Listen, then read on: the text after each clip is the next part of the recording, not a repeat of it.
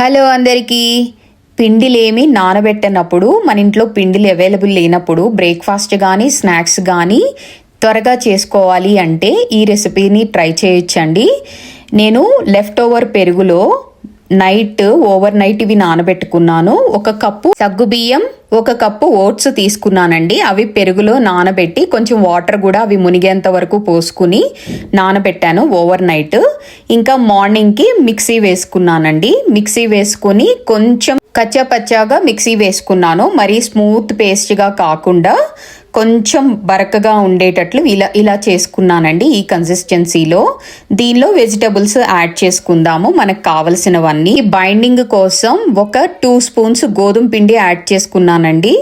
And vegetables onions 2 spoons, lettuce 2 spoons, కొత్తిమీర 2 spoons, capsicum 2 spoons. ఈ 4 vegetables cut చేసుకుని చిన్న ముక్కలుగా 2 స్పూన్స్ యాడ్ చేసుకున్నానండి. ఈ బ్యాటర్లోకి కలర్ఫుల్గా ఉంటుంది, పిల్లలు తినడానికి కూడా అట్రాక్టింగ్గా ఉంటుంది. అండ్ మనం ఫైబర్ వెజిటబుల్స్ రూపంలో యాడ్ చేస్తున్నాము.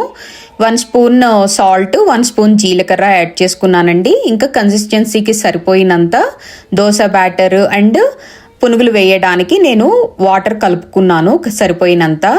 ఈ పిండితోనే నేను ఊతప్పం వేస్తాను అండ్ పునుగులు వేస్తానండి గుంత పొంగనాలు ప్యాన్తో. సో ఇప్పుడు ఇది చక్కగా కలుపుకోవాలి, మొత్తం అన్నీ కలిసేటట్లు. సాల్ట్ ఇప్పుడు యాడ్ చేసుకున్నాం కదా, మొత్తం మిక్స్ అవ్వాలి. సో ఊతప్పం వేయడానికి ప్యాన్ పెట్టుకుని ఆయిల్ వేసుకుని ఇందులో 1 స్పూన్ నువ్వులు వేసుకున్నానండి. ఇందులో స్ప్రెడ్ చేసుకుంటున్నాను పిండిని ఊతప్పానికి. సో ఇదంతా మంచిగా మనకు కావలసినంత మందంలో వేసుకుని లో ఫ్లేమ్లో పెట్టుకోవాలండి. చక్కగా లోపల వరకు ఉడకడానికి లో ఫ్లేమ్లో పెట్టుకుని దీన్ని కుక్ చేసుకోవాలి. సో ఇది చక్కగా కుక్ అవ్వడానికి మూత పెట్టేసుకుని కుక్ చేసుకోవాలి. సో మూత పెట్టేసుకుని లో ఫ్లేమ్లో ఉంచి అయిన తర్వాత మనం ఫ్లిప్ చేసుకోవాలి. ఇక్కడ ఫ్రై అయ్యిందండి. మనకి ఆ పిండిది ఆరిపోయినట్లుగా తెలుస్తుంది, మనకు కాలినట్లు. అప్పుడు మూత తీసివేసి మనం ఇలా ఫ్లిప్ చేసుకోవాలండి. ఫ్లిప్ చేసిన తర్వాత మూత పెట్టనక్కర్లేదు. ఇది కూడా లో ఫ్లేమ్లో ఒక 5 మినిట్స్ వరకు ఉడికించుకుంటే మనకి దోశ రెడీ అవుతుంది, ఊతప్పం.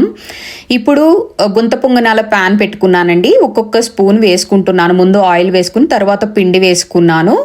ఇది చక్కగా కాల్చుకుని దీనికి కూడా మూత పెట్టుకుని లో ఫ్లేమ్లో ఉంచుకుని ఉడికించుకోవాలి. ఇలా మంచి కలర్లో ఫ్రై అయినాయండి.